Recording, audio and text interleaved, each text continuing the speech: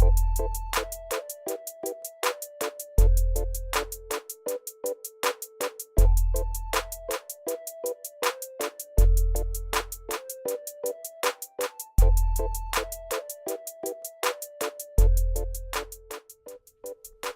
is up? Jared Nelson here, Josh Presbitero there. Welcome back. Welcome back, everyone. Can't believe we're on episode 2 already. Wow, this is amazing. This is wonderful.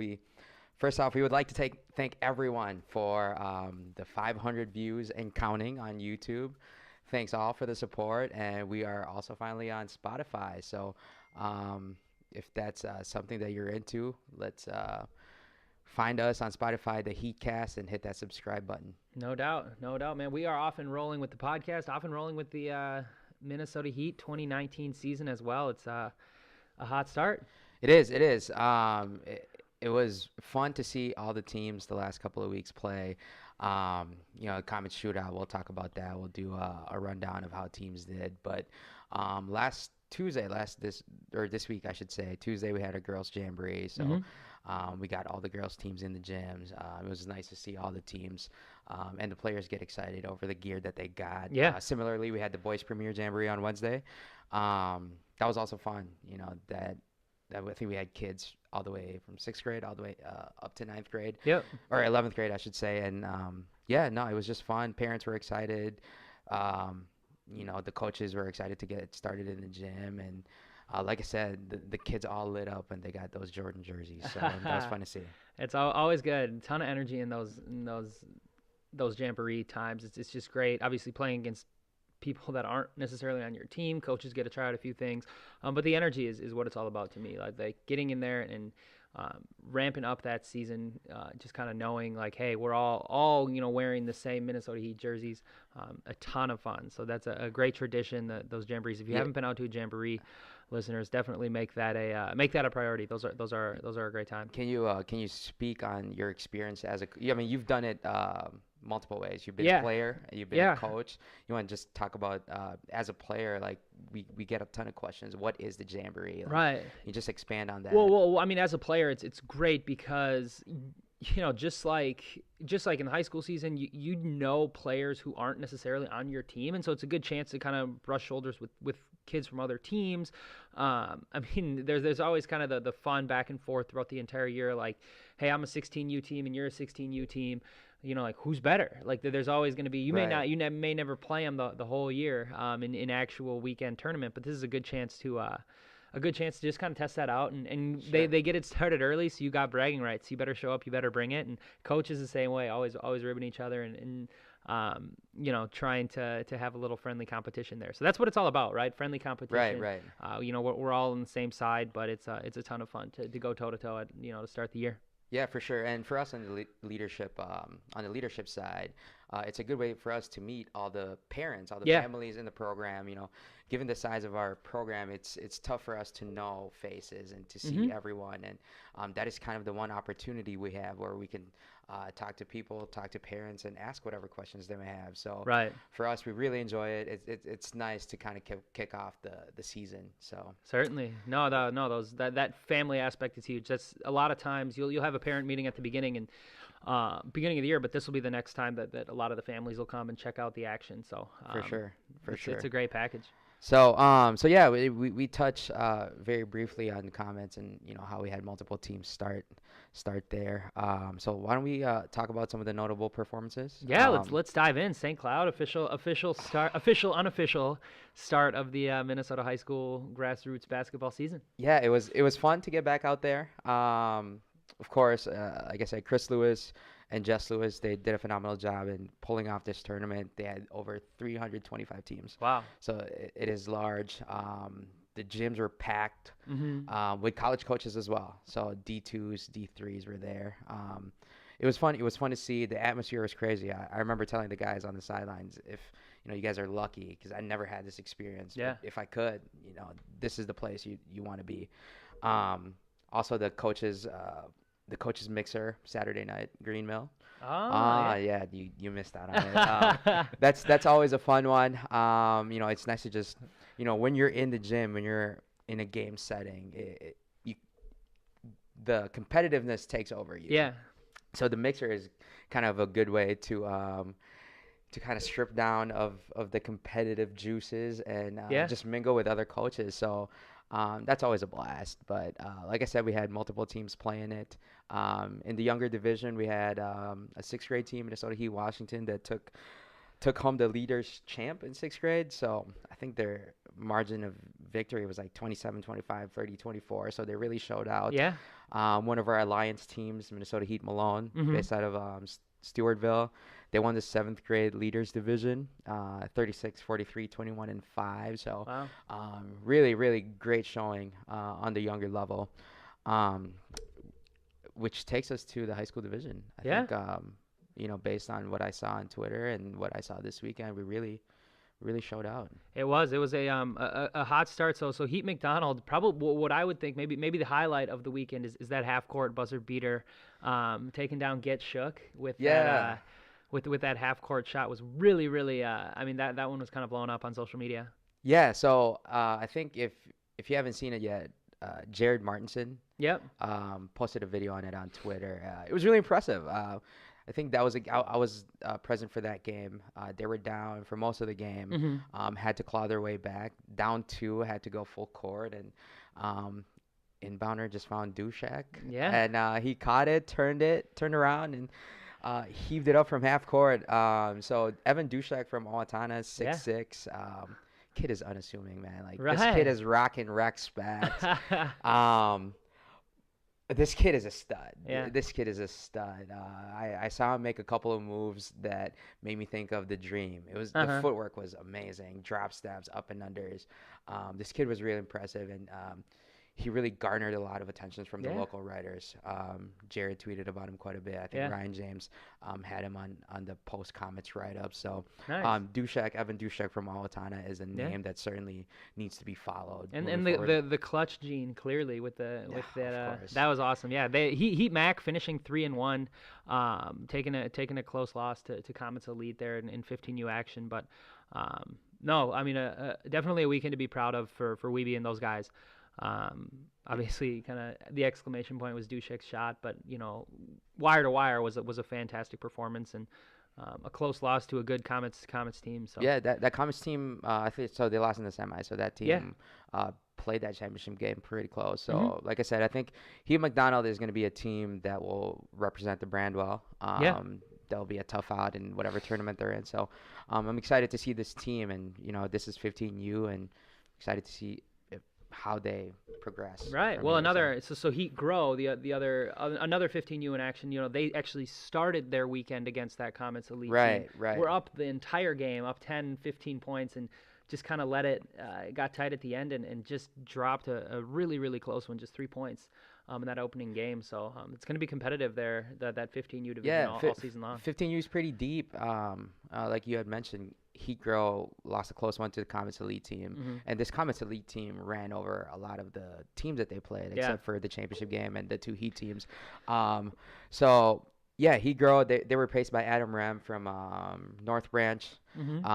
Jimmy Fafinski also helped them from Providence. I know they were missing one of their big guys, one of the Lael twins. And, so they kind of needed to patch together some inside presence from other positions. And Jimmy Fafinski was a guy that really helped them out all weekend. So with Heat Girl, I know they finished 1-3, but those 3 combined losses, I think, were by 6 points total. So, I mean, just one more possession. Right. And like I said, this is one of those teams where I think they can compete with just about anyone in the state. So. Well, with losing 3 games by a combined 6 points, a coach like Coach Grow, like he's going to be able to figure that out. I was talking to him actually this week about it, and he was commenting on his team, how they move the ball, how they share the ball, and he said, like with that as your base, he said he's not too worried about long term for them. He knows that those shots will fall, and he said they're deep, they get a ton of guys involved, so definitely another 15U squad to watch close. No, that's really good to hear. Ball movement, because this early in the process, and with AU in general, you're adding a lot of high level guys, and egos go into play. And if a team can play, share the rock, those are the type of teams that often find success. So certainly, to round out the 15U division, we had Heat Unger and Heat Engen, both picking up a couple of dubs. those are teams that I think had new guys and are still kind of in that transition phase. Yeah. So those are teams that certainly need to watch out for as well down the road to see how they perform. So right on.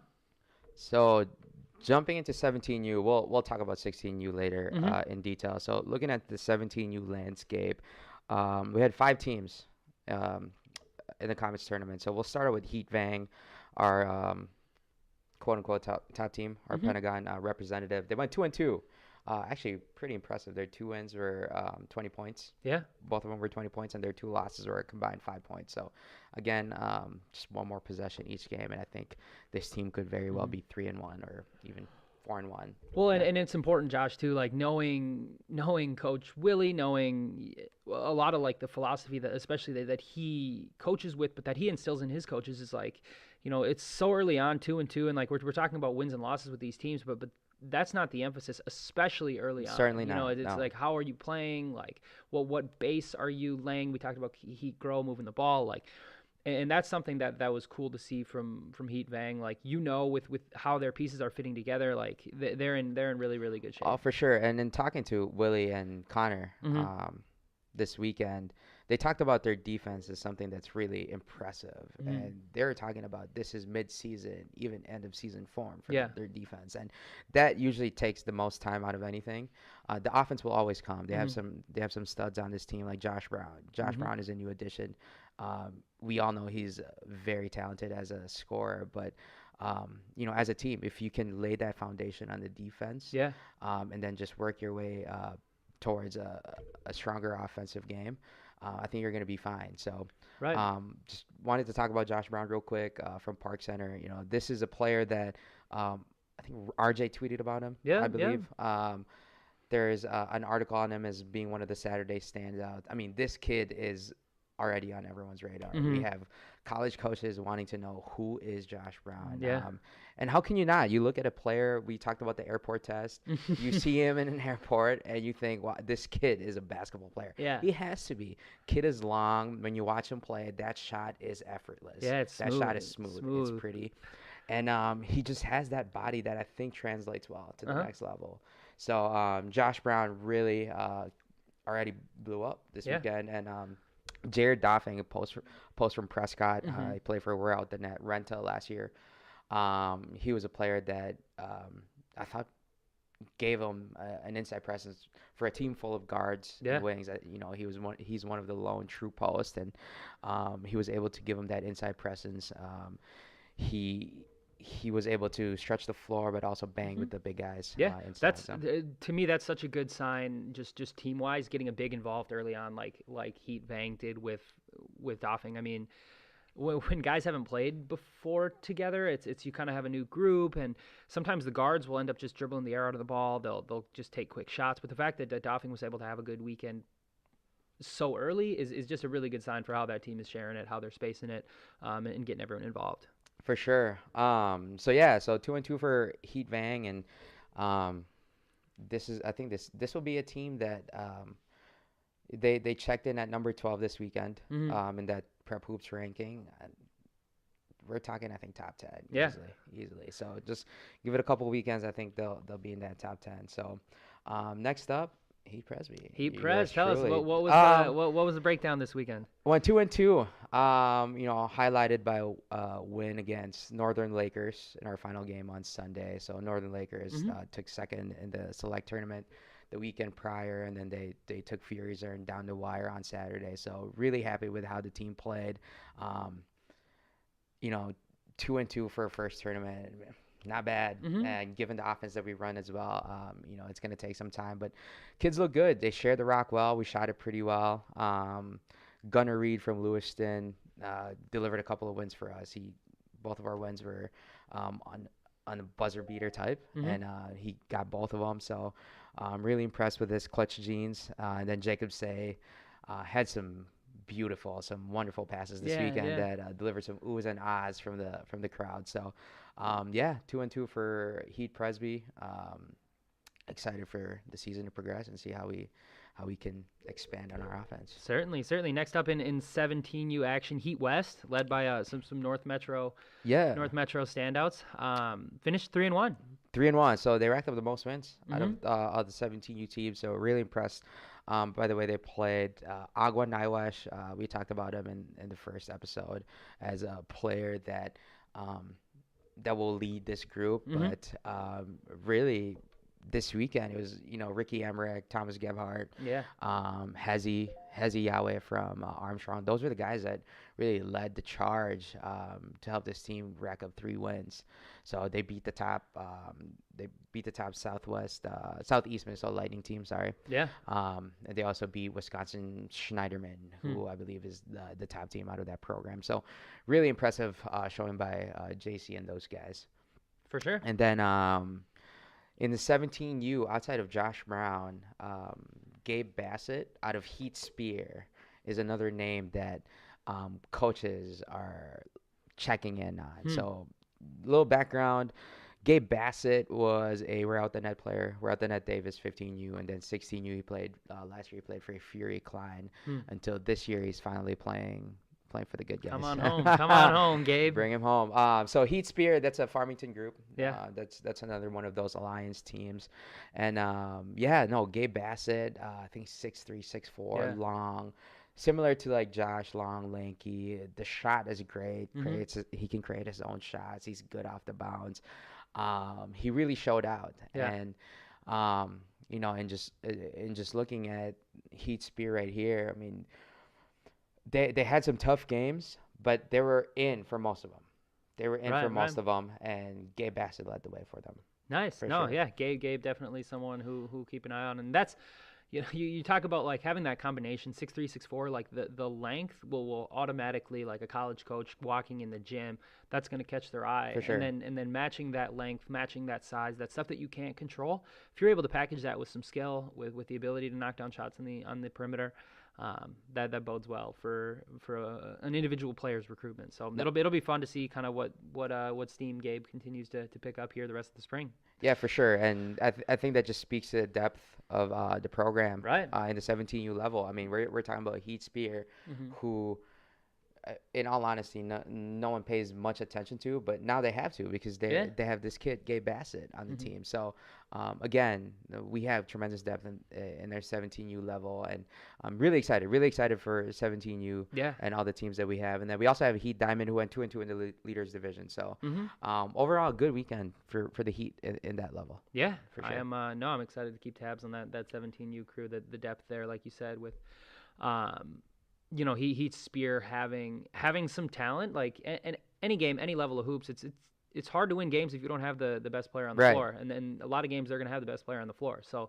I'm fully expecting them to be in some tough ones to shock some teams, with that cohesive Farmington crew. For sure. Yeah, so in the 16U division, I think this is where we saw the most success. Both brackets we cleaned out. We brought home the championship, but let's talk about some teams first. Yeah. And then we can talk about really want us to focus on this one team that deservingly so, I think. Yeah. So first off, Heat Johnson, 2-2. We talked about them in the first podcast too as being one of those teams to watch out for. Picked up 2 wins, one of them being against Select Edwards, who I think is the quote unquote second team for that division or for that level for Select. Caleb Skelly all weekend out of Spring Lake Park was just a monster inside, giving him that much needed presence and toughness to compete at the high level. Mason Anderson out of Ellsworth, Wisconsin, he made teams pay from behind the perimeter. He was a torch. So I think moving forward as this team plays, he's going to be in a lot of teams' scouting report. Certainly. Someone that you cannot leave wide open any inch of space. And then lastly, Mac Lochner from Woodbury was good, controlling the tempo, controlling the pace, and just making sure this team was humming. Yeah, well, certainly, and Coach Johnson there, it's having guys at all 3 levels, like you said, Skelly inside, then Anderson and Lochner on the arc. I mean, that inside-out action is bodes well. Maybe if the shots aren't going from deep, you got inside, obviously vice versa. So, good start from those guys. Yeah, for sure. And this was in Johnson's backyard, being a SJU That's guy. right. So That's this is right. Johnson's backyard. But moving on, Heat Wiley 2-2. Impressive weekend still. They have a close loss to West Central United, 2-point loss, and West Central United, correct me if I'm wrong, finished top 5 in that 15U rankings last year. So 2-point loss. I mean, we'll take that any day of the week. Yeah. Obviously, they were led by Andy Tran, point guard from Maple Grove, and Caden Betcher, stud four from Maple Grove. So impressive weekend by Coach Wiley and Coach O. Heat Bor picked up a win in the leaders division. And then moving on to, Heat Bor 1-3 in the leaders division, and then also Heat Flurry in that division. The champs. They brought it home. So Heat Flurry, a lot of guys actually based in the North Metro. So we have a couple of kids from Coon Rapids, a couple of kids from Anoka. We're also, Monsview also represented, Monsview High School. So those were the guys that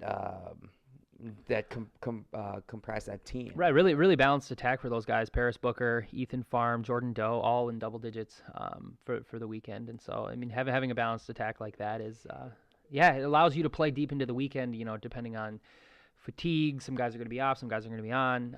But having some balance, we'll get a few titles, a few trophies. So congrats to those guys. This team had added 4 new guys from last year, so a high turnover. Yeah. And we talked about cohesion as something that's integral for early success. Yeah, especially early on. Yeah, this team had 4 new guys, and for you to win a tournament with 4 new guys, this is crazy. Like that's really good. So it props to Coach Fleury. Yeah. For getting these guys to the promised land. Yeah, it wasn't the only team to bring home some hardware though, huh? No, not at all. I think this team, I've never followed a Heat, or we've never had a Heat team that's closely followed like this.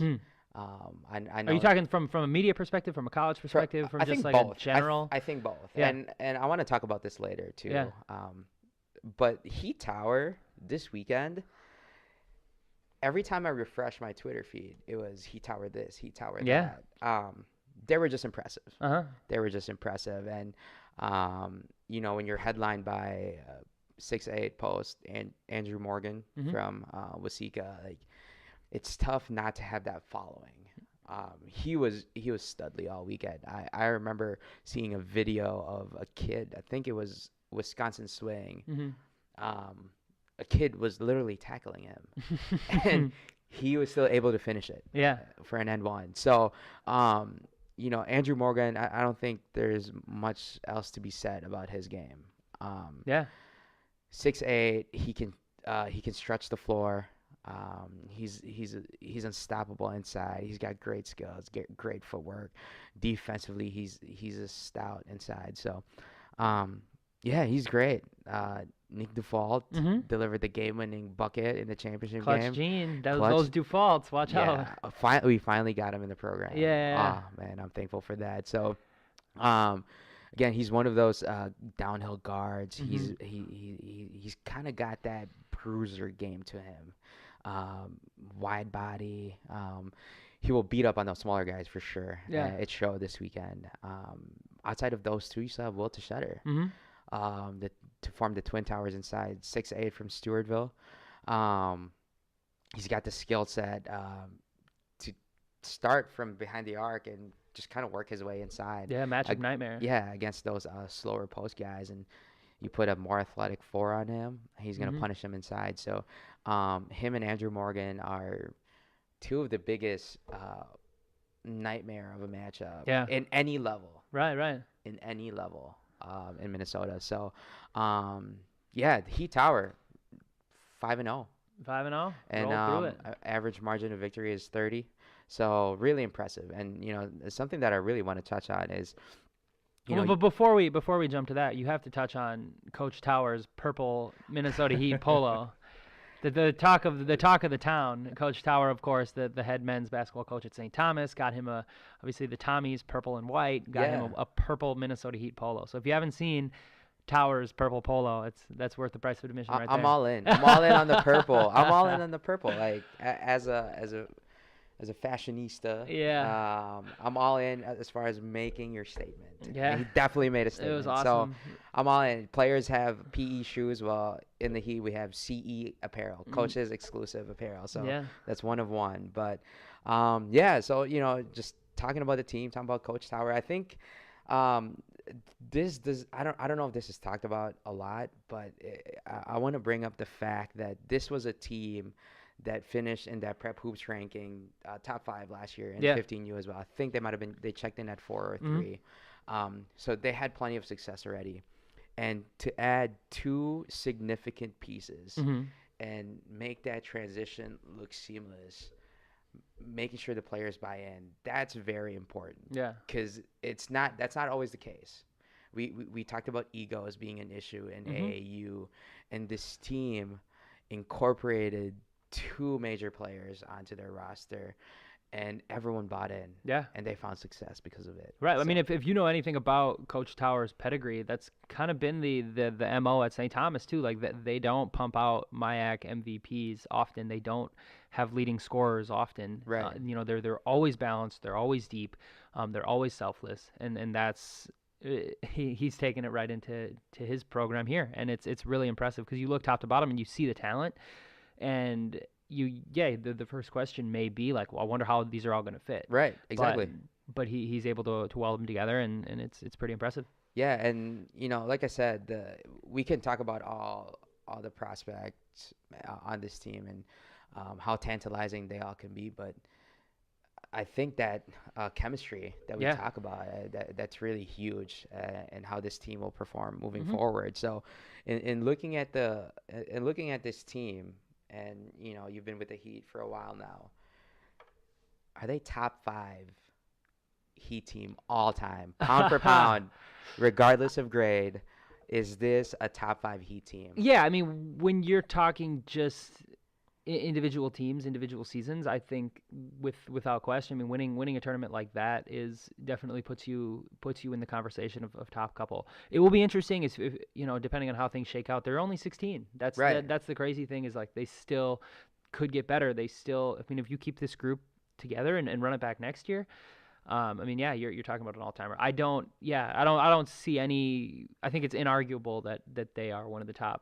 For sure. 2 or 3 in the history of the program. I mean, just recently, we had a team of, I think Heat Vang, I think it was 2015 or 2016, a team with Brady Rudd, Sam Jones. So obviously those are 2 Division I players. Nate Alberts was a Division III stud at St. Olaf.